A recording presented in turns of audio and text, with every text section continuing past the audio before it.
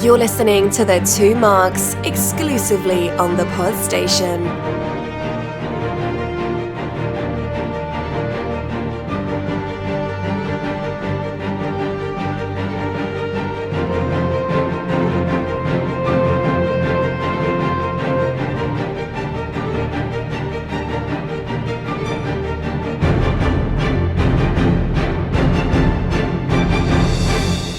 Welcome, listeners, to a new show brought to you by The Two Marks. This time we are embarking on a vicarious journey of discovery through the Marvel Cinematic Universe. Hold on to your hats as we follow one person's experiences watching all 26 movies in chronological order. This time we are reviewing Thor. Welcome to the Marvel Marathon. Let me introduce my friend and co-host, Mr. Mark Pollard. Hello. Hi, mate. How are you doing? For the benefit of the tape, we've put some pick and mix sweets in front of us, and well, I'm regretting it. It's like putting drugs in front of a drug addict. Yeah, I mean, but they don't make as much noise, drug addicts, when they're shooting up, do you? Let's be honest. They're pretty quiet, aren't they, when they're shooting up? You're just jumping away. I'll swallow it whole. It's gone. That's what she said. But basically, yes, we've been enjoying the the worthiness of Thor's, discount hammer. You're still calling it the Marvel Marathon, though, isn't it? It's the Marvel Rewatch. We've moved on from that now. You didn't get it first time because you were chomping. The moral of the story is don't eat and criticise at the same time. Well, actually, I was trying to reach into the bag without rustling. Oh, licorice, that's not so much fun. I was going to throw that back in. There you go. For the second time, by the way. Yeah. That's been well fingered. Yeah, it has. Like a few other people I know. Now... Do you want to basically? Do you want to introduce our personage? Yeah, we should do. Yes, that's the reason why this show exists. Well, she brought the sweets. Ah, okay. There's a bonus then. Yeah. So she's serving a purpose. I was sweetening you both up for today. It's Ishtar. Hello. Hi, Ishtar. Hiya. Do you want to explain why it is that you're here? To watch. Not in the world. Yeah, no. That's a very interesting question. Just for the benefits of this, because of course the show's called The Two Marks. Yeah. Justify your existence. Right I now. have gegged in. There you go. Shortest possible introduction to your rewatch, my watch of the Marvel universe. You've given us an excuse to. You've been ribbing me for the last five episodes anyway, so I might as well just admit defeat and just acknowledge where I'm at. I don't know. We've been pretty harsh on. I've got another mouthful of sweets. We've been pretty harsh with Latham on the old socials. We have. It was funny. The egg thing was very funny, by the way. Yeah, have you had any comments or anyone feedback? Actually, yeah. Somebody suggested that you put ping pong balls in your mouth as the next challenge. We can't eat ping pong balls. No, but that Sounds a bit porno to I me. know, yeah. I'm not working in Spain. I did acknowledge the person's request and said that we would put it out there. So, Have we got the name of this person? Probably. Are we going to name and shame? Yeah. Alternatively, if you go onto Five at People and type in Mark Latham ping pong balls, you will see that for £5 he will put ping pong balls in his mouth. Yeah, but not for a fiver, for a tenner, because a fiver is a misrepresentation. Nothing on there is a fiver. I can't find the name. But I just thought the ping pong ball thing was a funny suggestion. It is, but what happens, if I swallow them? Who's going to be giving me the Heimlich manoeuvre? How can you swallow a ping pong ball? Will you just swallow? Mark could do it. It wouldn't even fit. The amount of you're shoving in your mouth, it would fit. Oh, really? Chicken in a graveyard?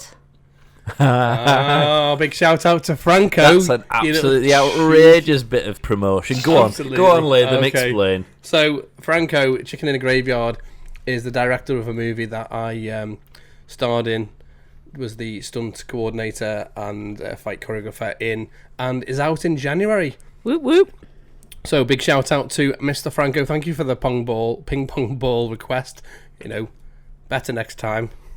What about meatballs? You're Italian. I could have had meatballs. I think we should roll with a ping pong ball and just put it up there.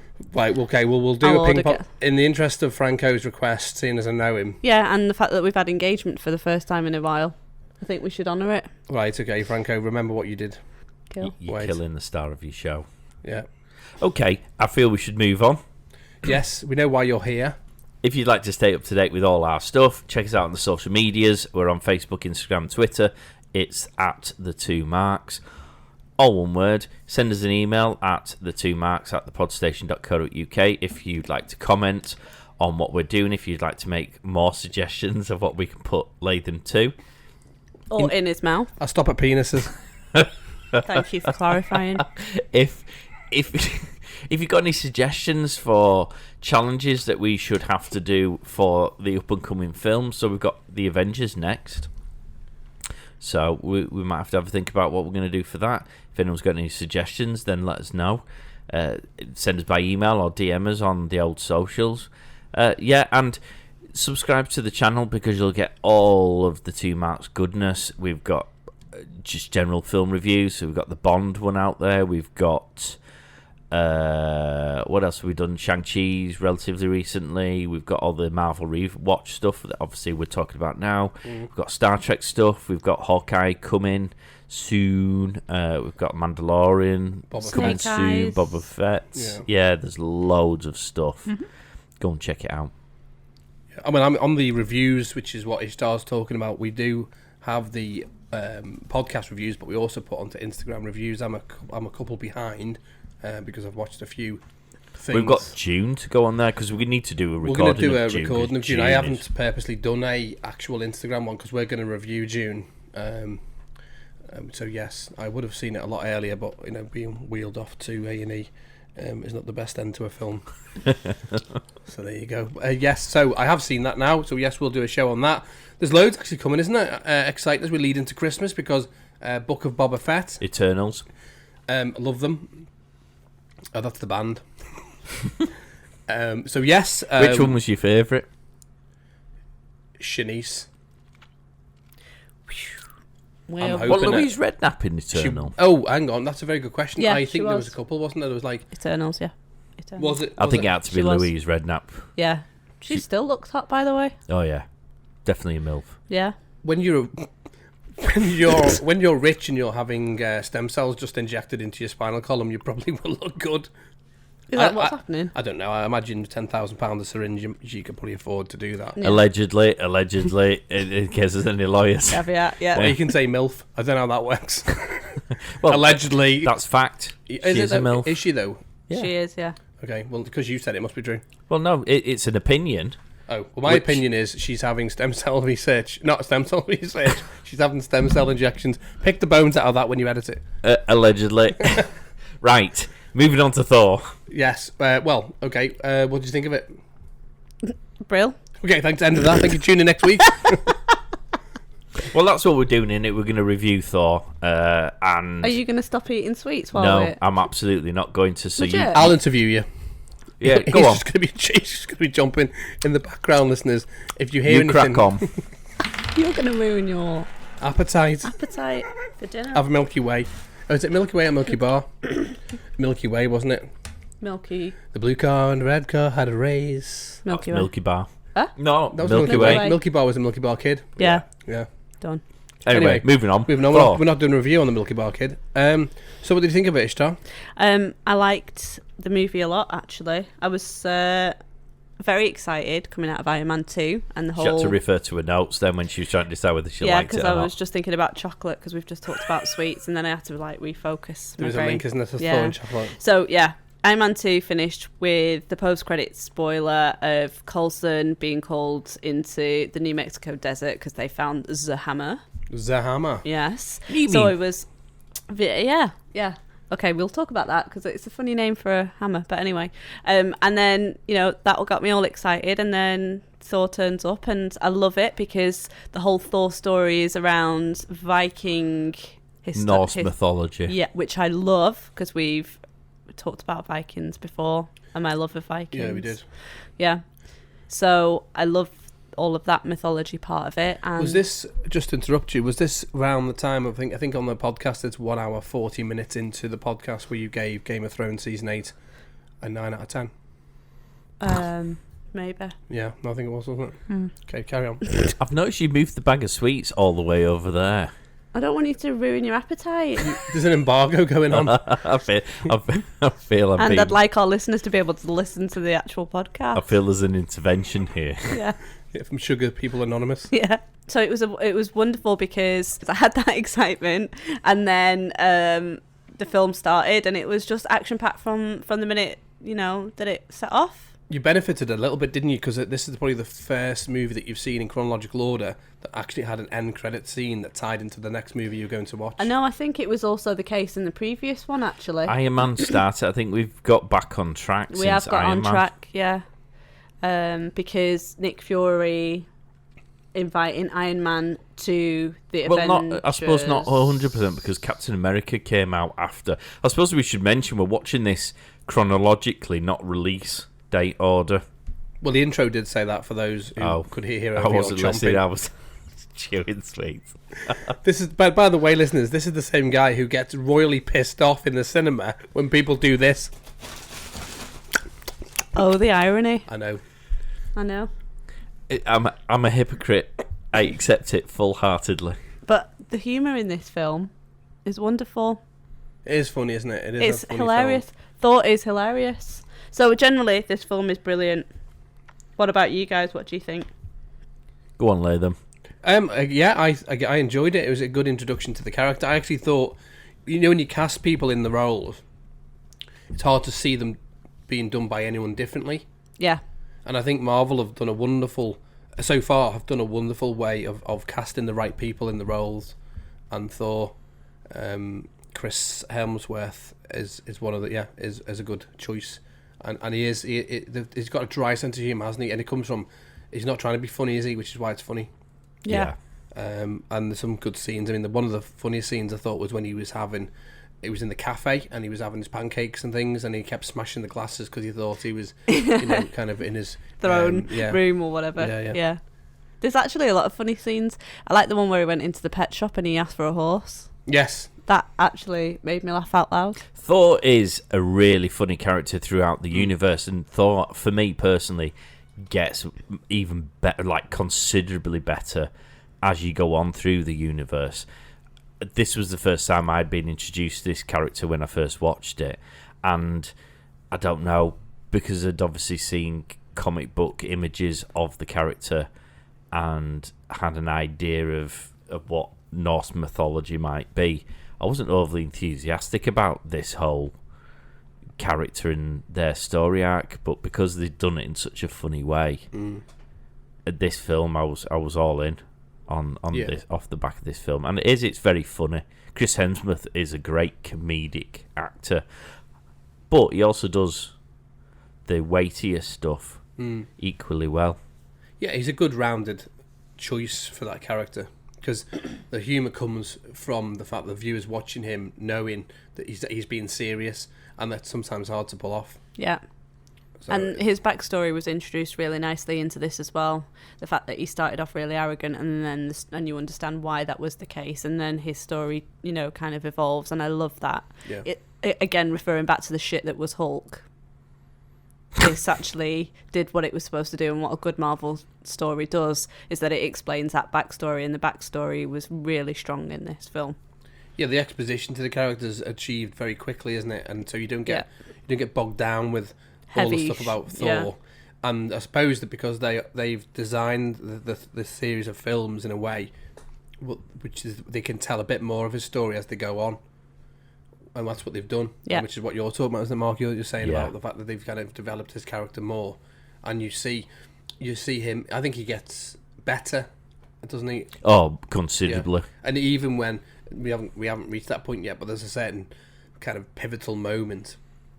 They don't shy away from the serious thing, and even within that, it's also comedic. But they kind of tackle it head on. But this is a good first intro to that character, and secondary ancillary characters to sort of kind of sit it firmly within the MCU.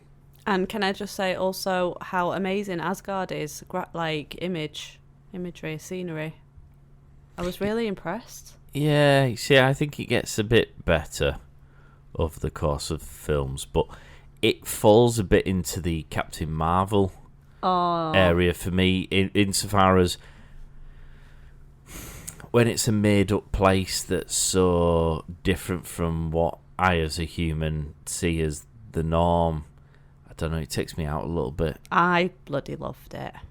I thought I love the bridge. Would you go there on holiday? Yes, yeah, It's totally. It's a bit like Disney World, isn't it? It was magical. Absolutely, I loved it.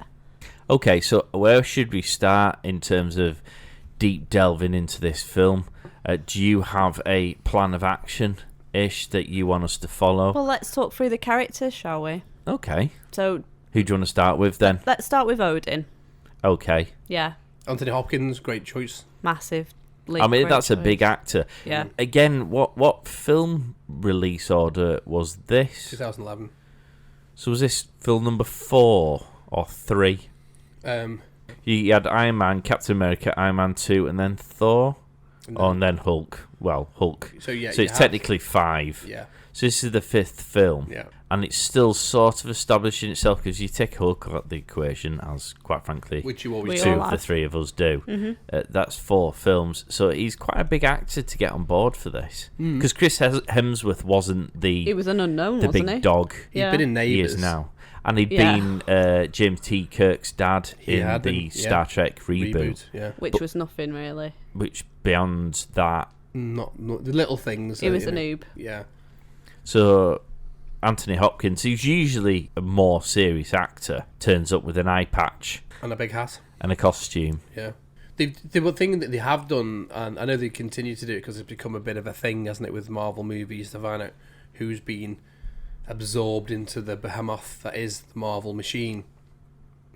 They always cast big actors, and I know some of the people haven't been as known as they are now, and maybe that has been a way to springboard their careers. So, for example, Tom Holland, nobody knew much about him, but if you think about after he did the Spider-Man film, every film he was in, and the films he's going to be in, I think he's going to be in the game remake of Uncharted. Well, I've seen the trailer for it, so I know he is. And so they kind of springboard new talent, and they also bring in heavy hitters. You think about who was the other lady who plays the wife? She was in Lethal Weapon 3. Oh, Rennie Russo. Yeah, Rennie Russo is a well-known name, although I couldn't remember it. She's barely in this. Yeah, but you think about it, they've probably got a couple of days filming on this. It's a good little cheeky project, isn't it? Because they're in it for like a second or two. But she's a big name, or was in sort of 80s, 90s movies, so they don't shy away from the big hitters. And, again, it's good to be able to kind of get them in it. What did you think of Odin as a character? Loved him. I think he's complex, and there's a bigger backstory to learn about Odin. Whenever there's like a father figure kind of character, I think it's always interesting, especially when there's siblings involved. So it was good to kind of see the relationship that he had between the two sons, and how he'd kind of got to where he was at, and how he'd basically, with the frost giants, kind of played that down so that there wasn't as big an issue as there had been before and stuff. So I like him. Loki was a little bit of a terror in this. Like a cheeky.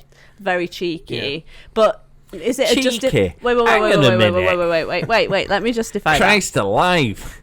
He was a bit cheeky. That's a lax definition of No, cheeky. but They said that about Saddam Hussein. We're a bit cheeky guy. He's a cheeky guy. Weapons of mass destruction. The lols he had when Yeah. he imprisoned those people. Look, his story is very interesting. The fact that you find out halfway through the movie that he wasn't Odin's son is very interesting indeed, isn't it? Yeah. And you can already see that Thor has preference from his father over Loki. So you imagine you're Loki. I mean, you're going to have a little bit of resentment. I know, I see Over where a you're going period with of this time. direction. Yeah. That So- doesn't make you cheeky when you're trying to get people killed. I mean, He's a cheeky chump. Oh, Really. What's a that- bit of death between families? but even at the end, I feel like he's not really like super bad. Is he as bad as the corporations that Mark thinks is evil? No. Is he evil? And he's not, and he's not as bad as the frost giants. No, he used to He be is a frost giant. He lets I know he is a frost giant, but that's- he's not as bad as I the. feel we're foregoing some relatively important information from this film. Go. He gave them basically the key to sneak in to steal a massively powerful weapon. he got people killed. He betrayed people. He got his brother thrown out. Can I just stop you there? All the goodies are getting He people took over- killed he as well took- as the baddies getting people killed. He took so- over an entire world as king. Cheeky.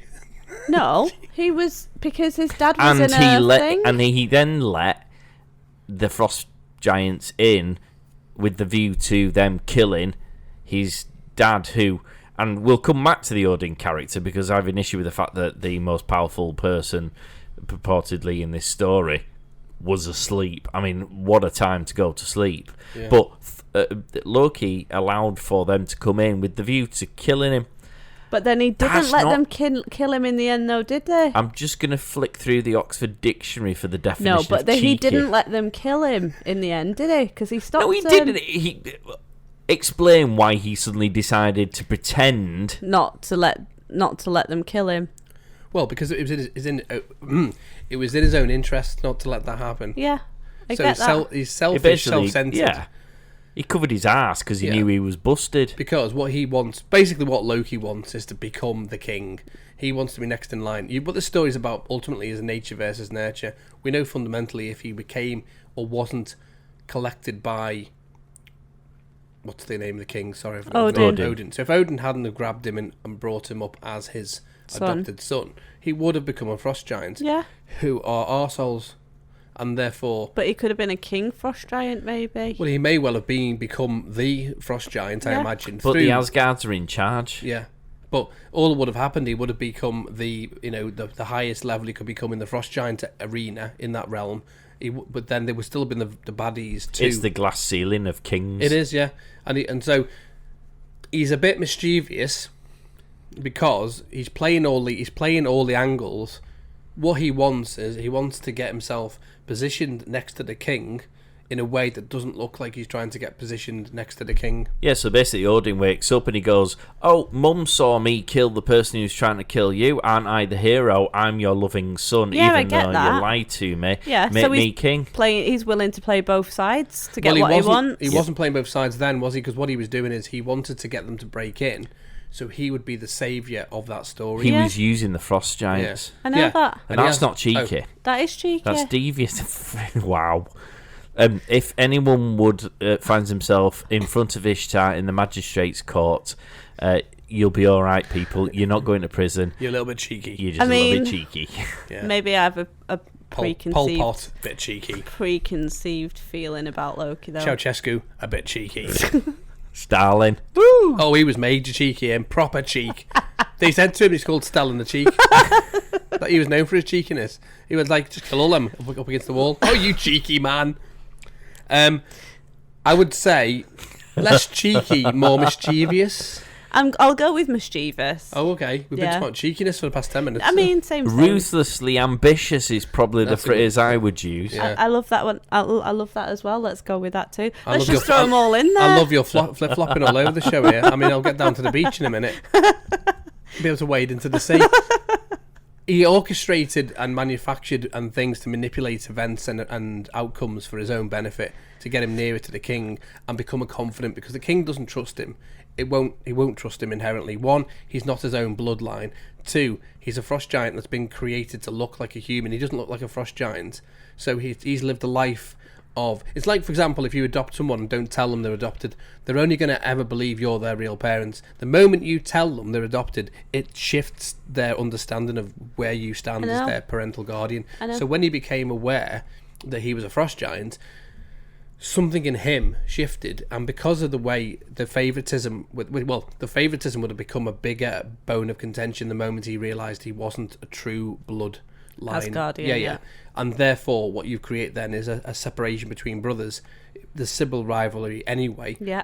But when you've got the person who's next in line and then you realise you're not even bloodline, then it shifts dynamic, and all he's doing is orchestrating outcomes to eventually give him the power of the Asgard. Yeah, maybe throne. I just felt really sorry for Loki. I can't remember whether, because it's so long ago, the first time I watched this film, I thought Loki was more of a goodie until the big unveil that actually he was a baddie, or whether I just completely overlooked and missed just how devious he is throughout this film. Because rewatching this now, and I don't know whether this is with the benefit of hindsight of having seen the character going forward, I now pick up on things that I didn't pick up on the first time round. But throughout the whole of this film, he is devious, he's sniving, he says the right things that he knows will come across in the right way to the right people. So when Thor's looking for support, but he does it knowing full well that basically Thor's going to run himself into a brick wall head first, and that's what Loki wants him to do. And I can't remember whether I missed this first time round or whether I just didn't pick up on it because I didn't know the character as well. But he's not cheeky. I fundamentally challenge that definition. Yeah, no, I feel for Loki. Do you feel like you've somehow been a bit of sort of confirmation bias or something because you've seen the series? Maybe it's a bit of that, because I do love Loki a lot. Because we saw him the other way round to you. He was just a baddie to us, wasn't he? Yeah, and taking that further, I'm aware of the comics, so I knew as soon as he was introduced he wasn't a goodie. You could argue he's a bit like an anti-hero, but only by the fact that they've moved this character around since they've released more movies, as we've talked about in the Loki show. He does what serves his interest best, and if that means being a good guy for a bit, he'll be a good guy, but only up to the point where it's in his benefit, and as soon as it's no longer in his benefit, he'll quite happily swap. To be honest, though, isn't that every politician in the world? If everyone in the world was a politician, yeah.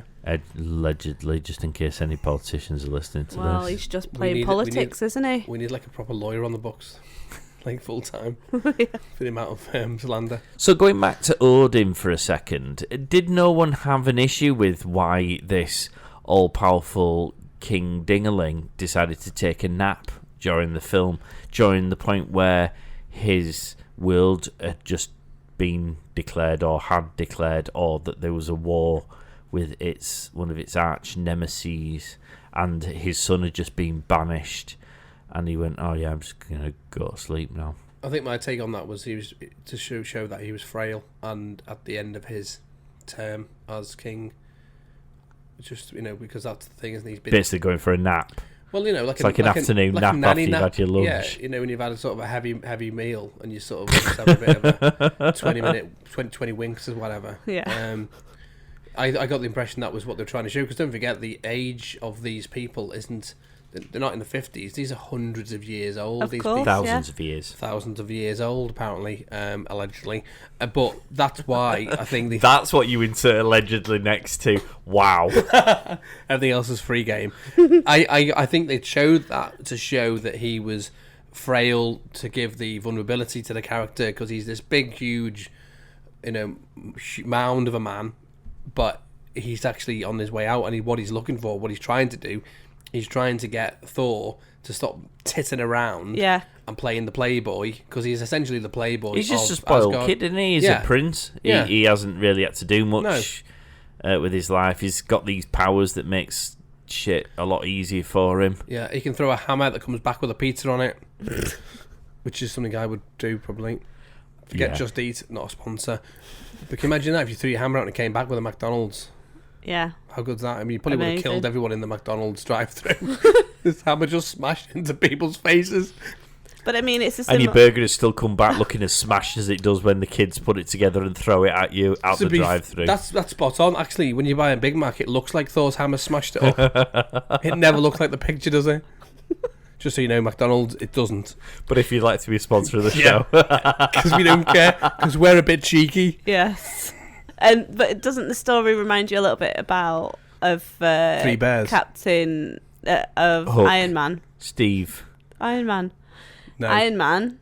In so far as there's metal that features in this film at some point. An entitled son from a father that was powerful. Well, not really, in a different way. He's a strange son, because his father really didn't spend the time with him. He was too busy building the Stark Industries. But he was flying off the coattails of his dad, and Thor is almost flying off the coattails of his dad in the same arrogant way. Well, I suppose you're right insofar as there is a dad and a son at some point, but I think that's where the comparisons end, if I'm being entirely honest. If you look at the two parallels, I know you love to parallel stuff, which means it never is parallel. Because I remember our scores were parallel. Do you remember once? And they were never the same number, so not parallel. Basically, you have you have a father and son. The difference between the two is one inherited a leadership role. Yeah. One was told it was bestowed upon him, and he had to be it. He didn't have a choice, like an arranged marriage. He said, "You will be the leader of Asgard." One didn't want it. The other one, they both got it in a different way. Well, Odin was around to instill or to try and instill the right, morals. Yes, and was trying to achieve that. And it was just because he was a spoiled little brat that it took him a lot longer to get over that. With Tony Stark, his dad was pretty absent because of all the things he was doing and died. Both of his parents were killed. He grew up without parents, so didn't have that structure of that you need as a kid. But he's still a spoiled brat. Yeah, okay, you're right on the fact they're both spoiled brats. Okay, but there we go. Was that the Got point? a parallel. I thought the point. I knew we'd find one if we talked about this long enough. If we unpick the linkage, then probably they both breathe in and out. They were as both well. men as well. Yeah. Can I just point that out? Both got beards. Oh, okay. Both Right, love continue. fine dining. So yes, in that respect, they are parallel. Carry on. What was on your notes? We're going through your characters, aren't we? No, what we? Well, to mix this shit up in terms of the characters, should we take a brief moment to consider those based on Earth? Yeah, boo. Not really a fan of Jane, you know. Really? Yeah. I don't think she did the character well as she could have. Correct. I think she was sleepwalking in this one. Oh, high five. I like that. Totally with you. Because Natalie Portman isn't a bad actress. You think about Black Swan, you think about her in the prequel movies, Star Wars. Yeah, I those liked are those are powerful female characters, aren't they? They are. And she was not in this. Yeah. This one, she was there for the money. 100%. There for the money. Yeah. Yeah, I don't think she's too bad in this. I think she's underserved with the script. But the bit she does, I know what you're saying, and I do agree. And in fairness, she's publicly sort of said that she wasn't happy with what she got in terms of her character development. But I still thought she was quite funny in parts of this. For example, running him over. I thought that was the way she did that and acted that was really, really funny. I mean, yeah, but then you think there's two things, isn't there? There's vying for supremacy, which is the script writing, and situational comedy written for you, i.e. you will run over Thor and it will be funny, ha ha ha. But she I suppose she was very much a damsel in distress throughout, wasn't she, really? If you think about it, she needed him to get her notes back. She was able to put up very little of a fight when Shield came and pinched the stuff. But that was irritating because she's an intellect. Yeah, isn't she a professor? Well, I think is. you've just hit the nail on the head there. All intellects are weak. Are they though? Allegedly. I'm joking, people. By the way, He's not. Satellite. No, Allegedly. but I mean, really? No, I'm because- joking. I'm no, because joking. I'm Tony joking. Stark, yeah. No, but yeah, she was. Parallels. Oh wait. Tony Stark was an intellect and he was a powerful character. She is intellectual and she's not a powerful character. Same about Liv Tyler. Well, Liv Tyler was an intellect, but she was a wet character. It's the wrong person playing the role. Liv Tyler. Liv Tyler playing the blah blah in Hulk. Thingy. And Yes. Oh, right. Okay. Natalie Portman playing this character. She didn't do it well. No, but also Tony Stark is a genius. He's not an intellect. He's a genius. Yeah, There's a okay. massive difference there. Fine. And she's probably got a PhD. She's a doctor. Right, so draw the She's in a comparison caravan. with Liv Tyler then. Well, no, the comparison between Liv Tyler and Natalie Portman. the same. They're both underserved by the story. Yeah. But I do think the difference between Liv Tyler, who always looks like she's crying. Sorry, Liv. But that Natalie Portman was there for the big bucks and was just driving around in a camper van for the movie. There wasn't much. If you take away the aesthetics and the CGI and all the practical effects, you've just got someone who doesn't seem to be really wanting to be working there. 100%. And I bet she did about 2 or 3 days on the job. And I actually think women are slightly underserved in the films up to this point. I'm going to take Captain Marvel out because we're watching it in chronological order. That film was done 10 years after we started the journey, so let's ignore that because Marvel had the shit kicked out of them because of it up to that point, whether you agree or not. But if you look at the films, if you ignore Peggy Carter, who I thought was quite a good character but wasn't in the film as much as I would have liked, you've got Pepper Potts from Iron Man, who is a good character, but is still the damsel in distress when baddies are about. She still needs catching from a burning building and her life saving. Lady Sif's good. Black Widow was good. Black Widow was good, but we've had this Liv conversation. Tyler was a bit poo. Yeah. Gamora, Nemesis, Nebula. Yeah, no, but we haven't got to those yet. I'm talking about sorry. up to this point. Yeah. That I think this the way that Jane is in this film is slightly indicative of how they write those characters that men. And I appreciate some people might say, well, yeah, but that's kind of how the comic books are, where the hero is Thor, not everybody else. So Thor has to be the hero, else it defeats the point of him being the superhero. However, I think as the films go on, they learn how to do that better. Yeah, I think there's something to be said about that. I mean, I think she could have played it more as a strong character. I think she didn't, and maybe that's the reason why we get what we got in this one, because actually in the comics she becomes Thor. So why would you want to play that character down only to become the character in the comics who is in fact Thor and has the powers of Thor? No way. Well, I think Shang-Chi's a good example where you've got Shang-Chi who's the main character, but sort of his best friend, whilst not having the same powers or being the same character, still plays a good role in terms of helping fight the good fight. And I'm not going to go into more detail because obviously we haven't got to that point yet. Whereas if you flip that round, could Jane have fought side by side with Thor while still allowing Thor to be the main hero because it's the Thor film? No. But she doesn't, does she, at all? She just stands there going, oh, I've lost my book. She is sort of the Back it up, girl. Sort of the shield holder in this, isn't she? I mean, she's not prepared for it. She's not there yet, and that's okay because she's an academic. She's not, you think about academics. And they're weak. Well, joking again, people, before anyone writes in. to be more accurate, they're not prepared for things they're not familiar with. Right. So they're busy trying to solve, I don't know, mathematical. deadly viruses, whatever your field of it is. They're not ready to be going into a battle or war, or even an alien from a different planet coming and bringing a massive robot with him that's going to destroy a village and go, oh, by the way, I'm suddenly going to be this all-powerful female lead. They have the role. The sidekicks are good for the reason they are. That's why you have, for example, in the DC, you have Oracle, who behind the scenes is controlling, what happens in Gotham. The sidekicks play a huge role. I think she could have played it better, which would have given her a bit more presence on screen. It's not memorable, her time. Correct. And I keep forgetting the lady that is in fact in WandaVision.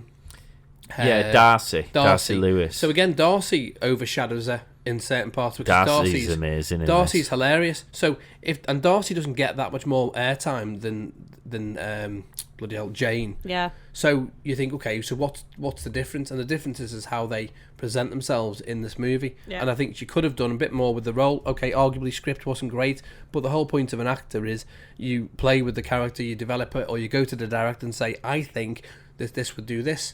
And they go, yeah, I'll put some notes in there, we'll change it. It could have been done, but if you were just there for a paycheck or whatever reason, you weren't on your game or whatever, it may not have been your best work. But when she's the love interest of Thor, and we know this from the comics, and when she becomes Lady Thor, in the comics, by the way, there's no spoilers there. No, this is all comic based. When people who are fans of the comics know this to be true, they expect a certain je ne sais quoi about the character. Now, okay, there is the fact that you are right, that it does develop over the series of Thor movies, which you could argue is part of the plan. But I think Natalie Portman could have done better. Agreed. That's all I would say on it. Are there any human-based characters you did like then, Ish? Well, the sister... No, what was your mate was sister? There. Who's my mate? Coulson? Yeah. Yeah, obviously Coulson's amazing. I don't know, he was a bit of a knob in this film, was Coulson. He was wandering in, stealing that people's computers. No, but that's his job. He's doing what he has to do. Well, that was the argument that they used in the War Crimes Tribunal after the Second World War. That doesn't mean he's a good person.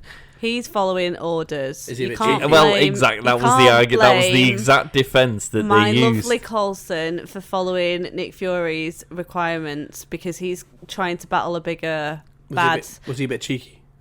No, he's not cheeky.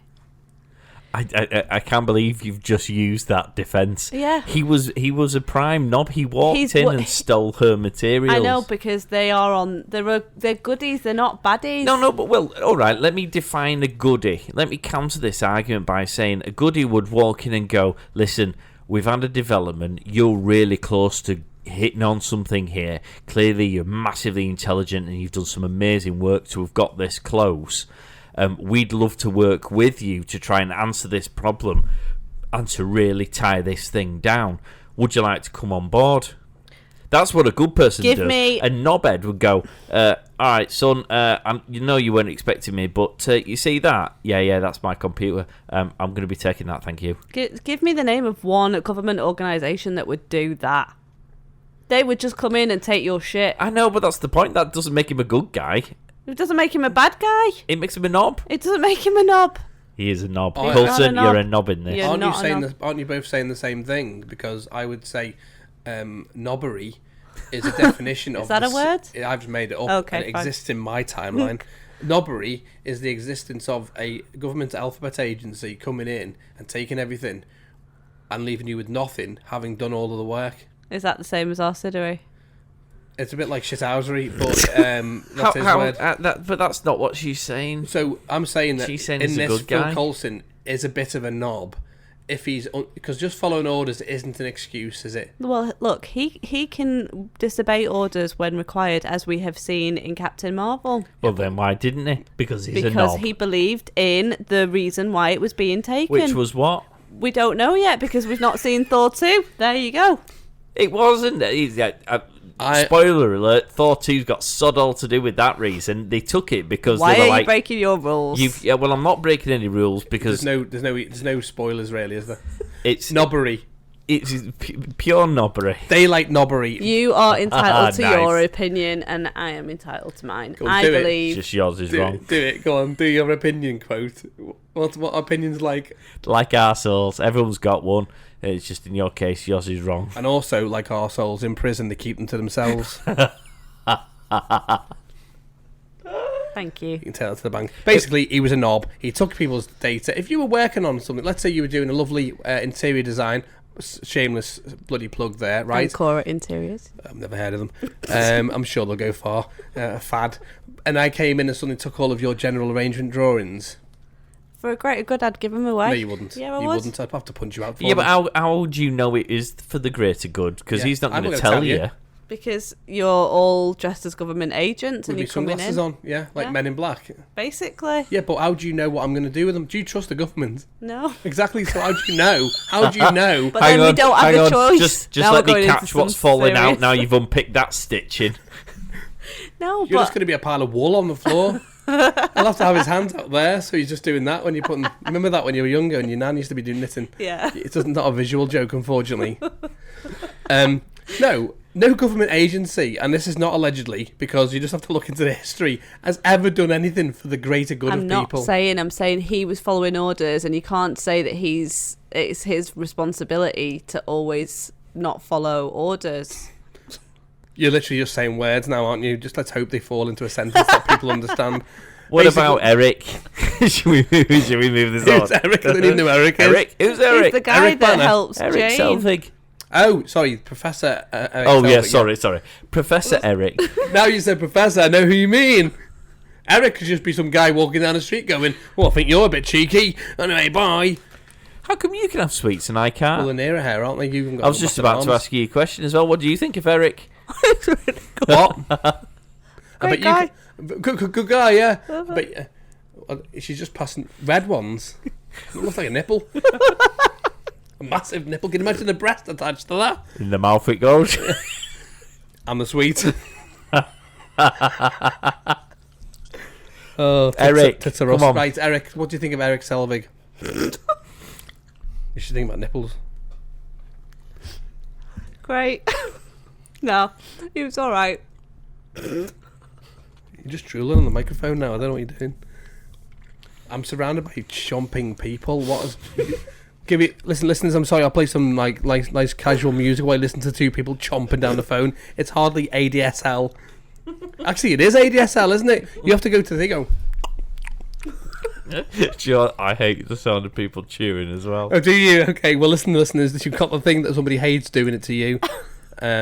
People love the ADSL, don't they? They get proper on it. Yeah, you two should have your own show, just where you just eat a bag of £40 sweets, not the weight, not £40 in weight. How much did it cost you? Oh, about £1 million. Yeah, 40 quid. Something. They've had this about 2 months. So, Eric, what do we think? Again, another big actor.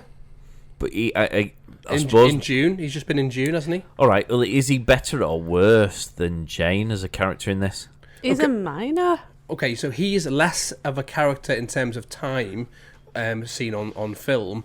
I think he is better than Jane, only because I think he did a bit more effort into his character, and which he develops, because he only ever ends up being a little bit part to move the story on. He's a cipher. Yeah, I thought it was a He's bit a shit. periphery. I think the main part his character plays is when him and Thor go out and get ratted. Yeah. That's funny. Yeah.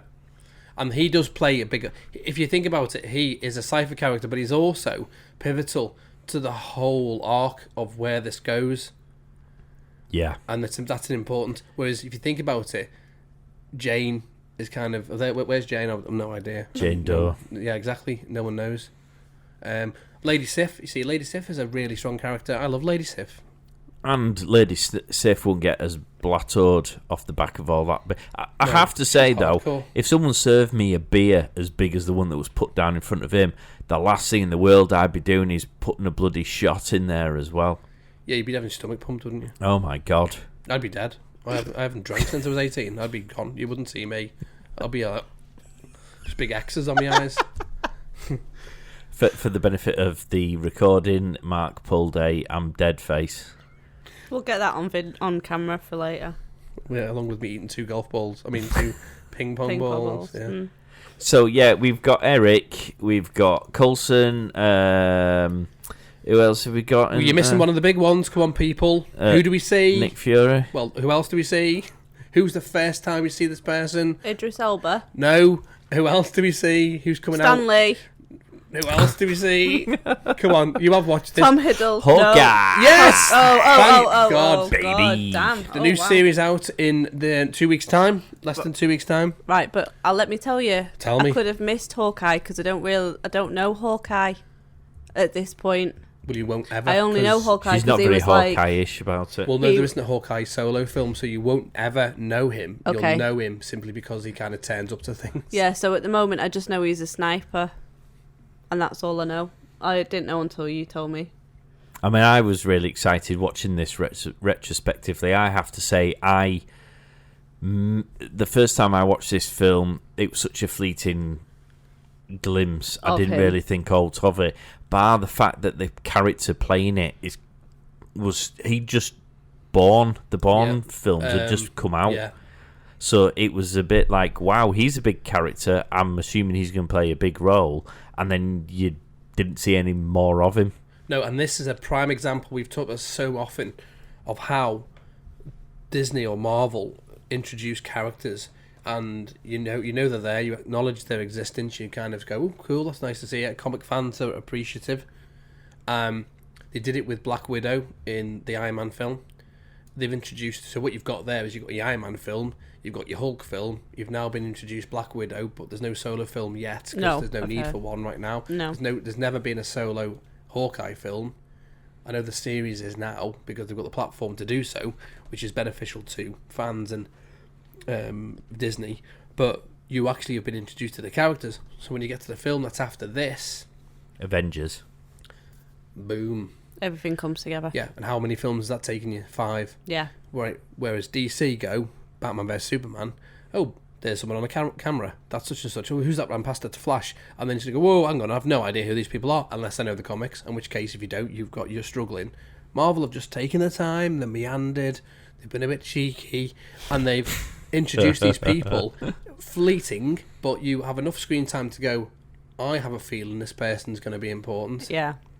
And it doesn't detract, because it doesn't become a Hawkeye film. It never becomes a Thor, a Coulson film or a Nick Fury film. These are people who, in your day, you walk through, so you go, all right, mate, how you doing? You go, I'm fine, thank you, and then you move on, and that's it. It doesn't take up the whole of the film. Yeah. But you get all of these planted, and then you get the payoff at the end because you go, oh, I remember Black Widow. That guy was in that thing. And yeah. I think it's a far better way of doing it rather than spend one movie of maybe 3 hours throwing everything at it. Yeah. Because people are like, I have no idea what I've seen here. Yeah. I've just overload. Yeah.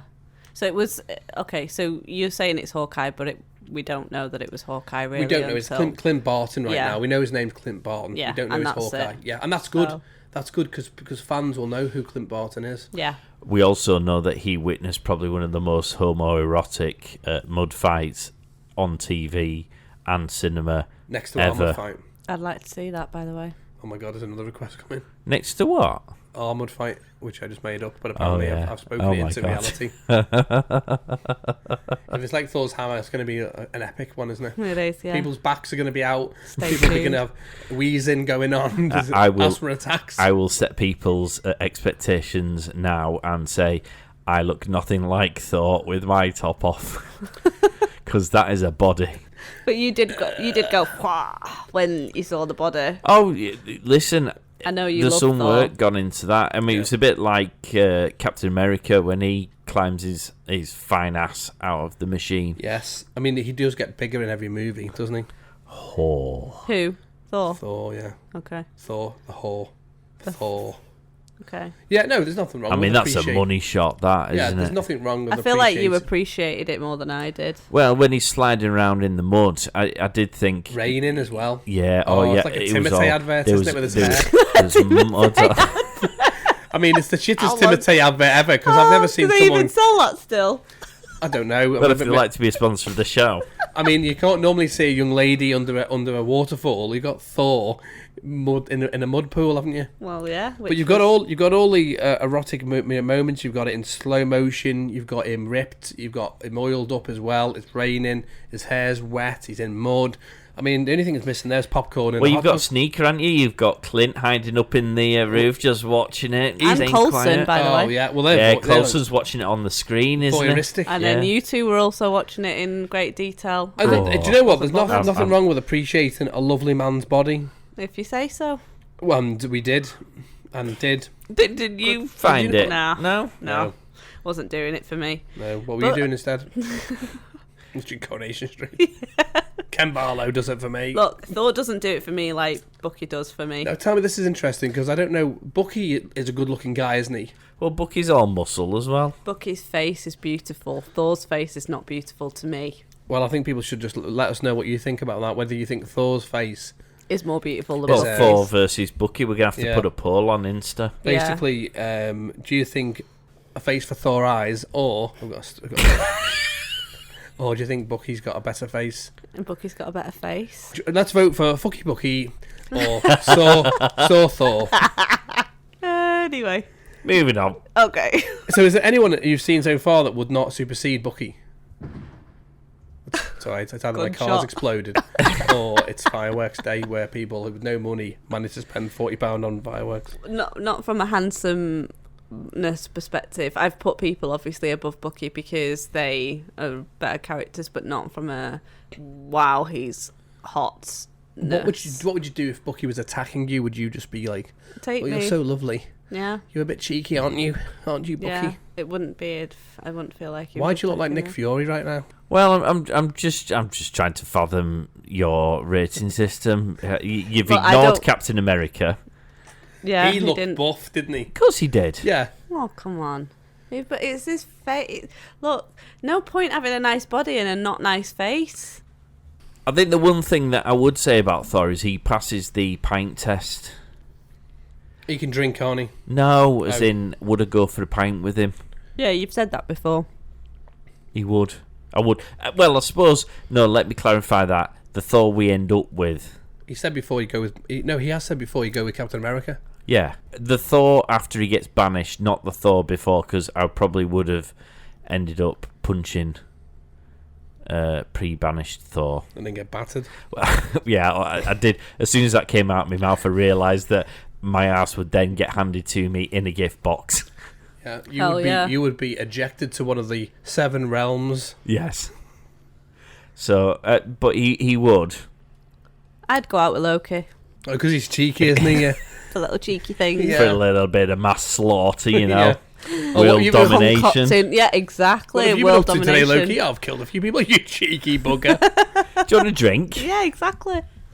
What about you, Latham? I'm alright, thanks for drinking. Thor or Loki? Who would you go out for a drink with? Go on. Is any Thor or Loki? Yeah. Oh, I'd probably go with Loki. Exactly. Yeah, I but knew he was going to say not that. because All right, he's but cheeky. from the movie, if you could choose someone as a more generic, then It would still be Loki, but not because he's cheeky, it's because I quite like villains. Yes, I know. Me too. I That like means villains. me, you, and Loki would go out, and No, I you'd just wouldn't. be I on would your just go toes. with Loki. I don't want to share. well, I wouldn't be on me Todd. I'd be with Thor, rolling on around your in the truck mud. getting battered around the ring.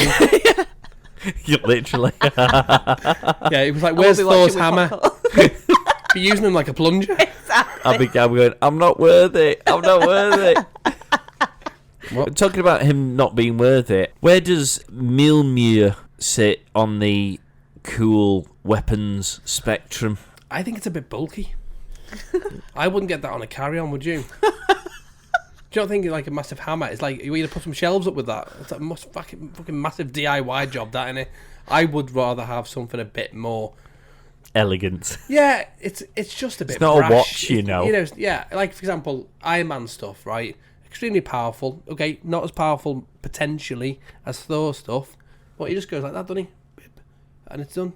You can't see that on obviously on audio, but I was But you pushing went a button on. boop. Yeah. I was pushing a button on my wrist. Yeah. But I mean, you're talking about technology versus Magic. so it's not comparable, is it? I suppose the difficulty with the Thor's hammer, like, let's take Cap's shield, for example. Cap's shield has the magnetic ability where he can stick it to his back. So let's say he's going out to the local shop to buy a bag of sweets. He clips it on his back, goes to the shop. He's got two free hands on it. So if he's going for the coffees, he's got two spare hands. It doesn't matter. He Thor, where do you put the hammer? Cause Outside the shop, No, Mark. because you've just got to carry. Well, I suppose you could, but you've still got to carry it back. Let's see. He goes for the true. coffees. Yeah, it's true. And What would happen is someone would tie their dog leash to it, or you'd have a pram or one of those stupid old people's cars outside, and it'd basically be attached to the hammer. Or what you could do is, whilst you're getting the coffees, you could just fucking throw it, right? By the time your coffee's been served, It'll come back to you. will Well, come like what a you boom. actually do is you throw it. Yeah. It comes in level to the coffee shop. They put the coffees on top, and then when it It's boomerangs back, Yeah. yeah. It'll be empty, your cup, like.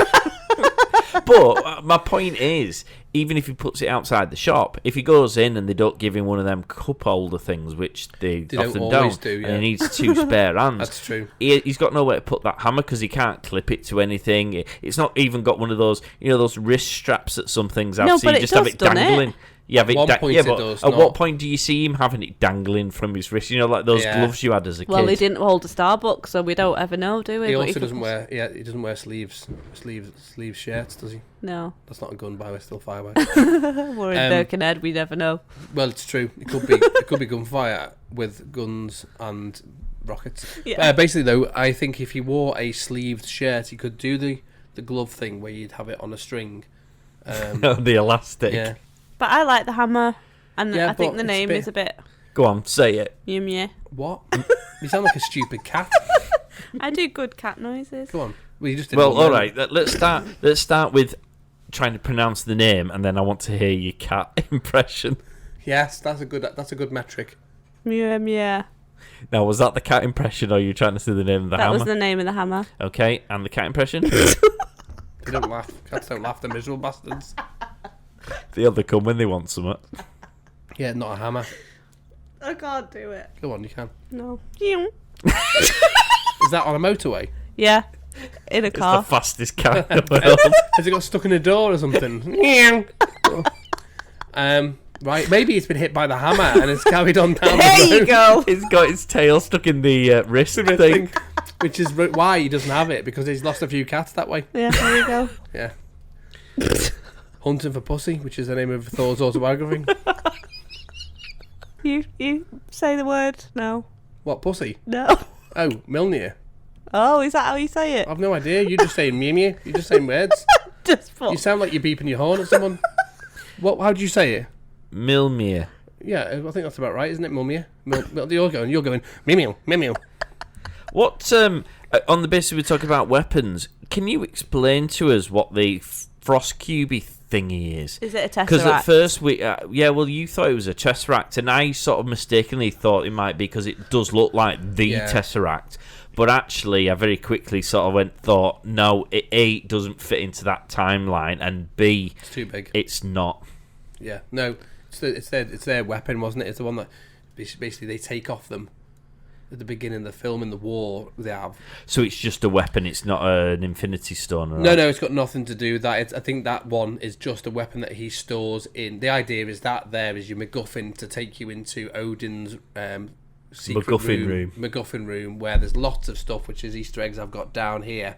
But basically what that is basically to show, first of all, how he gets them into the castle or into the palace or whatever it is, and then show this massive room which alludes to other little cheeky Easter eggs that we now know, you won't know, but yet, of what has to come. Although there is a caveat to that, but there's also you don't know. Wow, well explained. Okay. Confused. So anyway, you did mention Idris Elba. Elba. Idris Elba. Although I didn't know it was Idris Elba at the beginning. Because of his yellow contact lenses. Yeah, and the How could you not know it was Idris Elba? No idea, she's rubbish. I mean, I know he was dressed up in a costume, but there was no disputing it. It was basically Idris Elba playing Idris Elba. Yeah. Well, it wasn't. It was the character he Luther. played. He was basically Luther, but dressed up as a Nordic god. Yeah, he just didn't have a huge trench coat. Yeah, if he'd have put a trench coat on him, he would have just been Luther. You will not pass. He's got an ensemble of things going on there.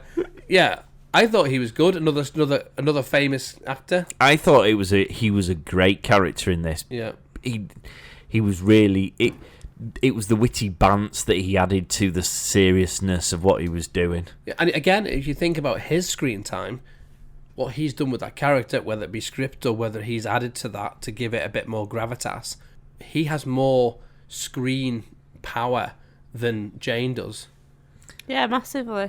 He was even being funny when he wasn't probably supposed to be funny. Exactly. So when they've decided they're going to go to the Frost Planet, and he's going, just to let you know, not going to let you back in if there's any shit that's going to hit the fan. I'm just showing the boys a picture of Idris Elba with the headdress on. I mean, I wouldn't. That's why I didn't know that it was Idris Elba, because you can hardly see his face. Let me see. You can see that's Idris Elba. Yeah, no, you really can't. can. The beard's a giveaway. And also the whole of his face. Not really. Yeah, you can. If it covered his whole face and he didn't have any eyes on it, you wouldn't see his face. Then no. Oh, well, I didn't. The only way you wouldn't know that was if he had a pillowcase over his head. That's an entirely different sexual fantasy going on. Yeah. Anyway. Yeah.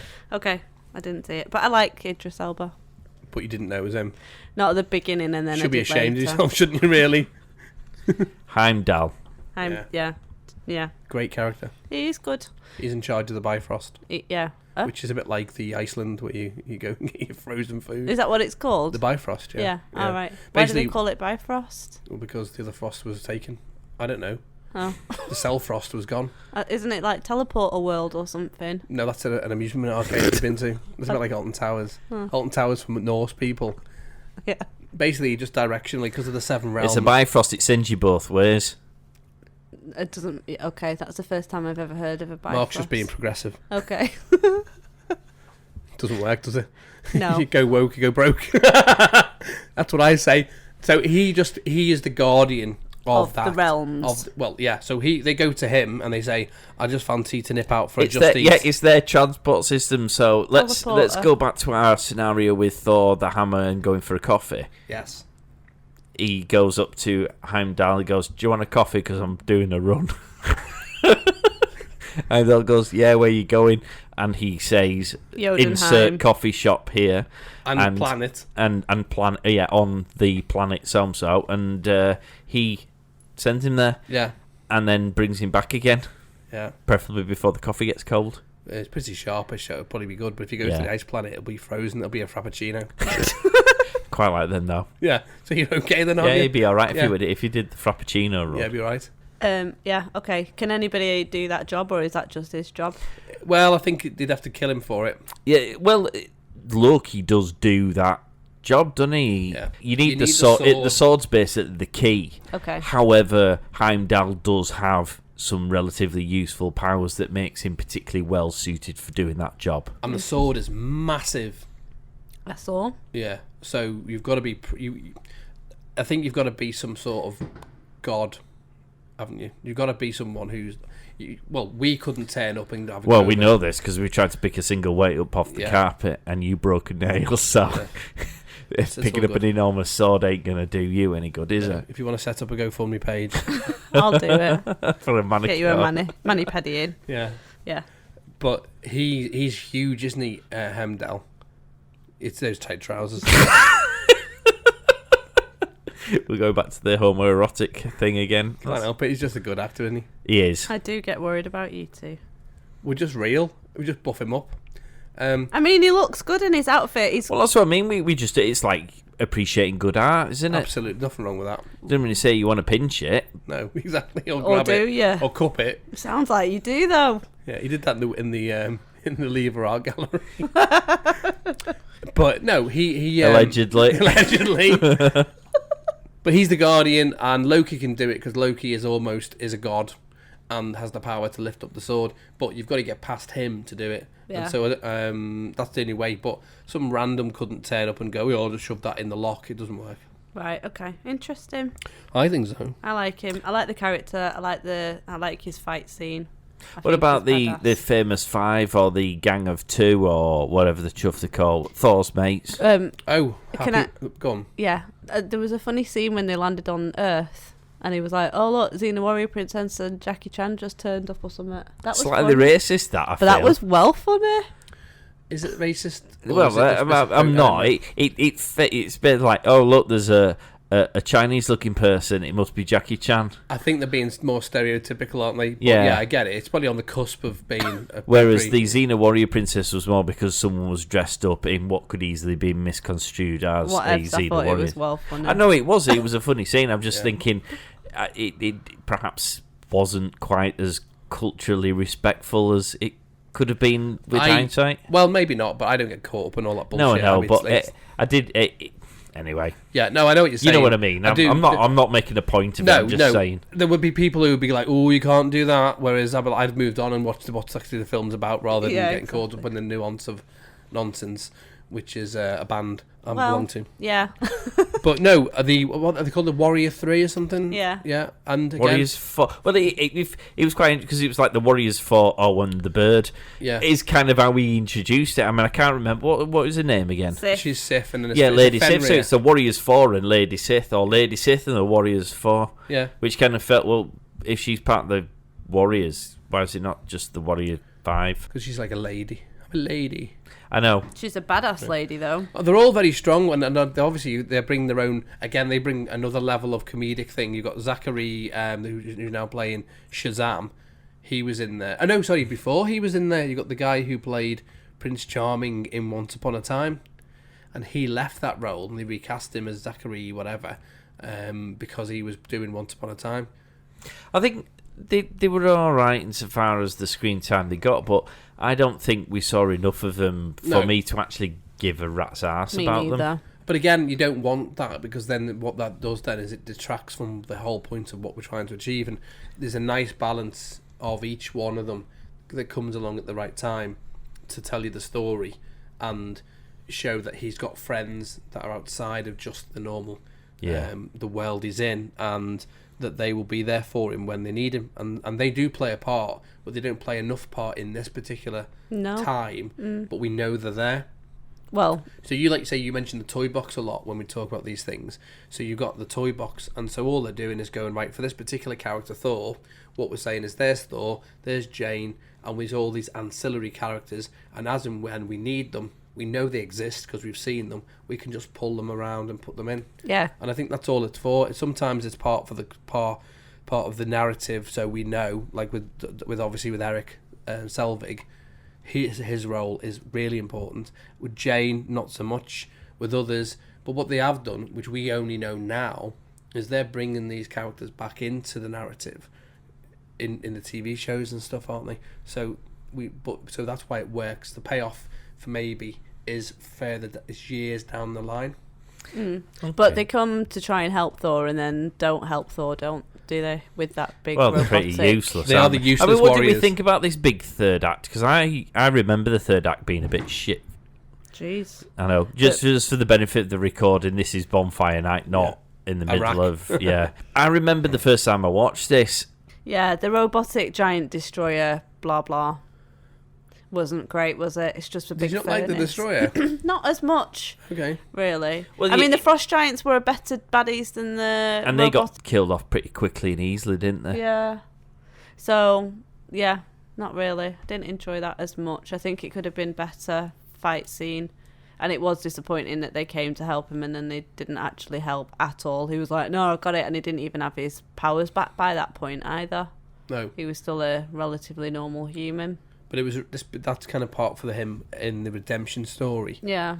Because what it shows is the change of his character from being the spoilt brat who's next in line to the throne To the person I'd go for a beer with. to the person he goes a beer with, where he's as valuable without his powers and better with his powers. Because what you want to do is you want to get to, like with every character, you want to get to bring them down to the lowest point ever. Right. And then, so you break them down and then you build them back up. Or in this case, knock them over with a car. Yeah, all that. Twice. Because you think about Iron Man, you mentioned about parallels. There's some compo claims going on there, though, Yeah. isn't there? Yeah, I mean, somebody somewhere's gone, how did it happen to your house? A massive robot destroyed it. No, I don't believe that, mate. I don't believe that for a minute. But in terms of the parallels, you think about Tony Stark's character. He had to get to a point in his life where he's really at the lowest part when he got kidnapped Yeah. to build himself up to a point where he became a self-appointed superhero. Yeah. Now you've got someone who is already a super powerful, who becomes a superhero simply because of where he is. So there's a parallel there, but you have to break these people down, and they have to be at their lowest point before they get that realization and then be built up. And to it do was a something good better. scene. It was a good scene where he had that redemption kind of moment, and you're like, oh. I'm conscious of time, so are there any other things on your notes that you want to touch on before we go to Easter eggs? And then, of course, my favourite bit of the show, which is where we rate our top 10 Marvel characters and score the film. Nope, go for it. Okay.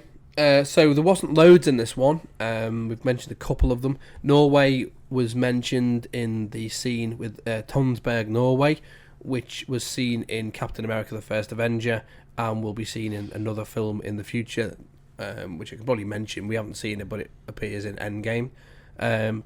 The way the story continues kind of picks up after the post-credit scene, after Iron Man 2, and sort of flashbacks several hundred years to the earliest events that we've seen so far.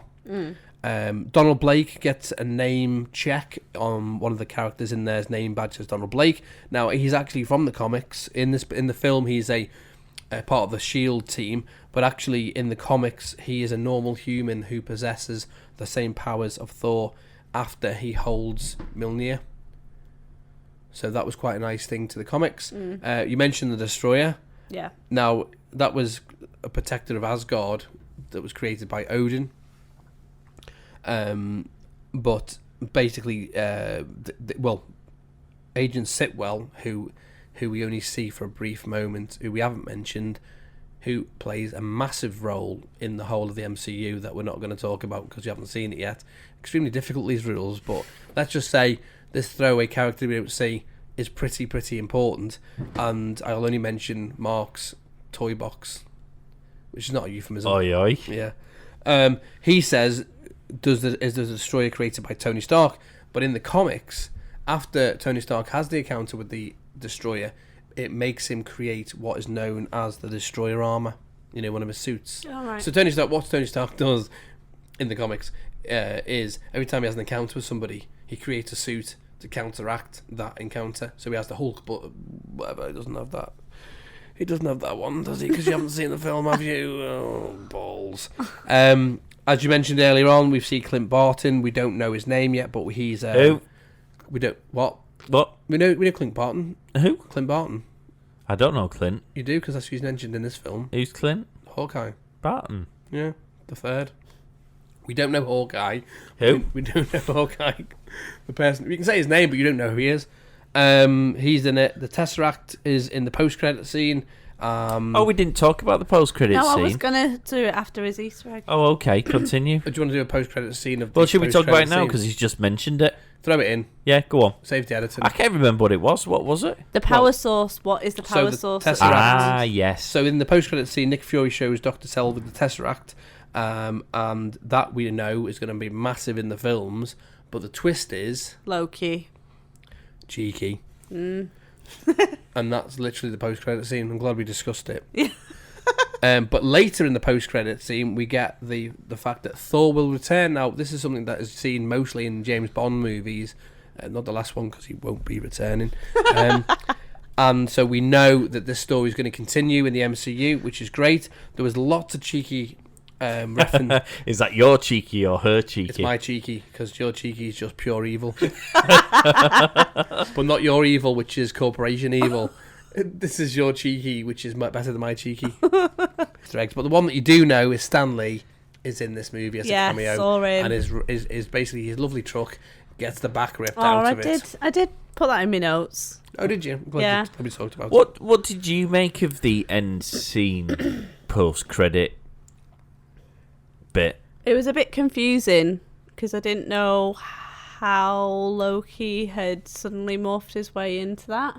Yeah, I must admit, it is A bit confusing. It is confusing because I don't know that Loki has that power. Well, you never see him and Eric come into contact with one another. And we don't know what's happened to Loki after he's fallen into the abyss. Well, I suppose the end credit is to imply that you thought He he was might have been dead. undone by floating away, but clearly he isn't. But then how? But what did you understand to be happening That in that? apparently Eric is going to be helping with the power extraction from the Tesseract for government work. Okay. The good government or the other one? The one you don't trust. Or the cheeky one? Yeah. The cheeky one. That you don't trust. Yeah, same. Yeah. But he does have that power because he's obviously the Lord of Mischief and he has the power to mimic other people. But we don't know that. Well, we do. Because he's the Lord of he's Mischief. just God a of We don't- Mischief. Well, Yeah. anyone who read a comic about Loki will know. Okay. And they do mention it in the film. Yeah. Do they really? Yeah. Oh, I missed that. And also, Loki in Norse mythology Is the God is of a god Mischief. of mischief. Okay. Which And I is- love Loki. And also, didn't you not say at the very beginning of this you love Vikings? I do love And Vikings you love and I Norse love mythology, don't you? Loki. Yeah. So But I had not heard of Loki before, to be honest. Oh, he's only one of the biggest of the Norse mythology gods. Right. Not in the Vikings series on Netflix. No, but Norse mythology runs parallel to Vikings because they're a people, not a Yeah, mythology. you keep mentioning Vikings, but Norse mythology I know, is these over are a the gods wider of the area. people. Vikings are a type of... I know, but I know. Well, so Vikings are people who lived who follow Norse mythology. Yeah. But they are just one part of a Yeah. society and a culture that followed Follows it. There's Norse more mythology. that It's like extends beyond that. Egyptians followed Ra, and all those gods, the sun gods and things like that. Yeah. But yeah, I'm feel Okay. like we're on time team here. Okay, well, moving on before we show our complete ineptness with historical god stuff. We're now going to do what I feel is my favourite bit. So it's two parts. First part is we're going to give this film a score out of 10, and then we're going to see where that fits into our Marvel film rankings. And then after that, we're going to see whether any of our characters from the Thor film will ultimately feature in our top 10 favourite Marvel characters of all time. The rules with the characters one is we are allowed to put them anywhere in the top 10 when it's that film, but they then have to stay in that place and drop down or move up as is appropriate until such time as the next film. So, for example, if you put Thor in at 3 now, you can't move him around as a character until we see the next Thor movie. So, start with the rankings. Who wants to go first with this one? Who wants to give their score out of 10? Wait. Why are you pointing at me? Because you want me to go first. I want you because to can go adjust first because yours. I want to. Go on then, lay them. 7 out of 10 for this. Wait. Oh, hang on. We'll go on. Oh my god, it's a... Okay, What's going on so over there? let's read out Latham's film so far. We've got Iron Man is number 1 with 9 out of 10. Iron Man 2, 8 out of 10 in second place. Number 3 is Captain Marvel, 8 out of 10. Number 4 is Captain America, First Avengers, that's 7 out of 10. And 5th is Hulk, the shit one, 6 out of 10. So, you're giving 7 out of 10 for this. Now, will that feature above or below Captain America? Below. And there's a reason why the 7s is because I'm obviously this is a rewatch for me, and not much else popped out of this movie the first time than the second time. However, because I have the benefit of seeing all of the movies, I know where this character goes, the same as I know where the Captain America one goes, so I have some leeway in my scoring. Okay. Do you want to go next? I gave it 7 out of 10 too. Oh, is that like... It's winning. Like parallels, aren't we? Whoop, whoop. Yeah, I gave it 7 out of 10. Okay, well, do you want to read out your film rankings so far? Yeah, so Iron Man 1 was 9 out of 10. Iron Man 2 was 8 out of 10. Thor was 7 out of 10. Captain America was 7 out of 10. Captain Marvel was 6 out of 10. And Hulk was 1 out of 10. Why is Thor going above Captain America? Because I like Thor better. It was fun. It was a funnier film than Captain America for me. So just purely because of the humour and Loki, I'm putting it in higher. Okay. Yeah. I have a problem with my scoring. Please tell us why. Well, when I was looking back through my scoring from my previous one, so let me read out my scoring before I insert my Thor. Number 1 was Iron Man, 9 out of 10. Insert your what, sorry? That was a bit rude, Mark. Number 1's Iron Man, 9 out of 10. Number 2 was Captain America, 8 out of 10. Number 3 was Iron Man 2, 8 out of 10. Captain Marvel was 7 out of 10. And finally was Hulk, 4 out of 10. My problem is I gave Iron Man 2 8 out of 10, and with hindsight, I feel that probably should have been more a 7 than an 8. It was better than Captain Marvel, but I don't feel it was enough to get an 8. Now, I don't know, am I allowed to change that score? No, that was your rule. That's fair enough. In which case, I have to give Thor an 8 out of 10. I feel much the same as now, retrospectively, Iron Man 2. Both are 7 out of 10 films, but it's not worse than Iron Man 2. So I'm going to give it 8 out of 10. I'm going to put it third. So it's got Iron Man, Captain America, Thor, Iron Man 2, Captain Marvel, and then Hulk. Okay, so it's 3 in your list and 3 in my list as well. Oh, okay. Right. Character rankings. Who wants to go first for this? You go first. Go on, Ish. No, but I always miss characters and then I regret it afterwards, so I think you should go Well, first. shall I go first this time? Because Leathermere went first before. Yeah, go on. Okay, so I've got I've got 3 new entries into my top 10. Wow. And I'm sort of keeping a track of characters outside of the top 10 who I'll give a notable mention to. So, my top 10 Marvel characters are now looking like this. Number 1 is Captain America, because he's... Both. Amazing. Number 2 is Iron Man. Number 3 in the new entry is Thor. We've got 3 buff men there. No. Number 4 is Loki, and I am going that way around for now because the character hasn't developed in a way that perhaps may or may not happen in the future, which might or might not mean that he may or may not be ranked differently. Number 5, Black Widow. Number 6, Nick Fury. Number 7, Justin Hammer. Number 8 is Darcy Lewis. Because I just thought she was funny. Wow.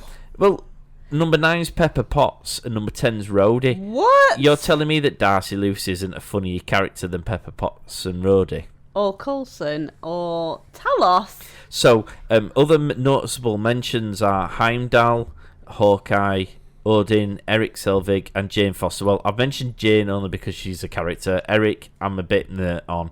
Odin, I don't really like Odin. Hawkeye is not in the top 10 at the minute because we haven't seen the character, so I'm not going to prejudice that. And Heimdall was ever so close to potentially going into my top 10, but can I say he was better than Peggy Carter? I can't. Can I say he was better than Talos in Captain Marvel? I can't. So on that basis, I can't put him in the top 10. Okay. So that's mine. Who wants to go next then? I'll go. My top 10 was Iron Man, number 2 Coulson, Loki's coming in at number 3. So Loki's below Coulson. Loki is below Coulson. I love Loki. You know you've just said you love Loki, but you've put him below Coulson. Who A is a knob and B we haven't seen a huge amount of No, yet. but I'm using... It's not just Coulson in this film. I'm building up a feeling for Coulson from the last few films. So Coulson, for me, can't move out of number 2 for the moment. But Loki's coming in at 3. Thor's coming in at 4. Because he's For funny. Thor. 4 is Thor. Right. Yeah, Yeah. exactly. Pepper is staying at 5. Well, Pepper's moved down to 5. Bucky's at 6. Talos is at 7. Black Widow's at 8. Nick Fury's at 9. OB is at 10. I did put Odin in at number 15, which isn't relevant, but I do like him. I can't believe Captain America is 14th in your list. Captain America is 14 in my list right now. I do have some regrets with this ranking, I have to admit. Does it start with Coulson being in at 2? No, I do, hold at 5 for Coulson, and I'm quite happy with that. I do feel like Captain America has slid down the list probably further than I would have expected at this point. Or anyone else for that matter. And the fact that Obi is, there's quite a lot. You've got Whiplash above Captain America. Yeah, but I am a baddie girl, you know that already. I like the baddies, so I liked the blah blah on that, so yeah, that's mine. Alright, Layla, go on. I'm going to have to write yours down. Well, let me give you what they are currently. Okay. Because there's not major upset to the list. So at the moment, number 1 is Iron Man, 2 is Talos, 3 is Red Skull, 4 is Bucky Barnes, 5 is Captain America, followed by 6 Agent Peggy Carter. In at 7 is Ronan the Accuser. Up from 9 to 8 is Abomination. Number 9 down from 8 is Thunderbolt Ross. Number 10 is Whiplash, and the ones who are outside of that currently stand at Pepper Potts at 11, Nick Fury at 12, and Happy Hogan at unlucky for some number 13. Now, I was going to throw Hawkeye in, but as Mark rightly says, he's not a Hawkeye technically yet. Nope. So he's been jibbed. So all I only want to put in today at number 2 is Loki. So you're not putting Thor in that top 10? No. So Thor's not coming above Thunderbolt Ross despite the abomination that was the Hulk? Yeah. Wow. You're not thinking tactically enough, are you? Tactically, who have you been tactically with? So I saying that with the mouthful of gobstoppers. Well, no, we're 6 movies in, so we've got 19 movies. Yeah, but that doesn't mean to say you can't go in the top 10 now. No, but I'm thinking who's going to pop in the next couple of movies. We've got the Avengers next. I can't believe you think that Red Skull is better than Thor. Okay. Or Ronan the Accuser that was only in there for 2 minutes. Yeah, has no backstory whatsoever. At all. Well. Wow. Well, Wow. doesn't he though? He doesn't. Well, no, you wouldn't think so, would you? Yeah, but you're talking about potentially what might come in the future, having just said that you've not put Thor in there because of what might come in the future. No, I put people in that I like. Thor doesn't do it for me. He might be lovely and buff, but he ain't going to help me with his big hammer. I'm happy with the Abomination with his massive sledgehammer. Have you seen his hammer? I mean Thor come on. Versus Abomination, and Abomination wins. Yeah, I can't believe Abomination gets in and Thor doesn't. You guys are not thinking big picture. I mean, let's not brush over the fact that Captain America isn't in any of that top 14. He is? He is. He's number 6. He's number 6. All right. That's in my list you're talking about. Mine has got all the greats in there. Hey, I liked your list until today. Well, okay, you can start off, can't you?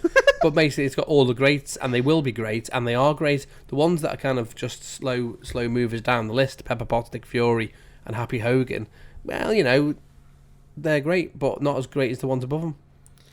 Okay, I have got loads of villains. If you wanted a gang of people... You are a villain for not picking Thor. Thor's alright. He's funny. If you want him round for beer drinking and pie eating and throw hammers at people to get your coffee, he's great. But in your corner, who do you want? You want Loki and his band of villains, and they will ruin you.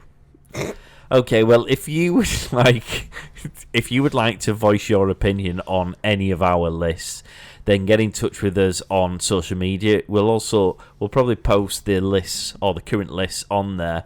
So throw your comments. Email us at the2marks@thepodstation.co.uk. Why don't you check out the previous episodes that we've obviously covered?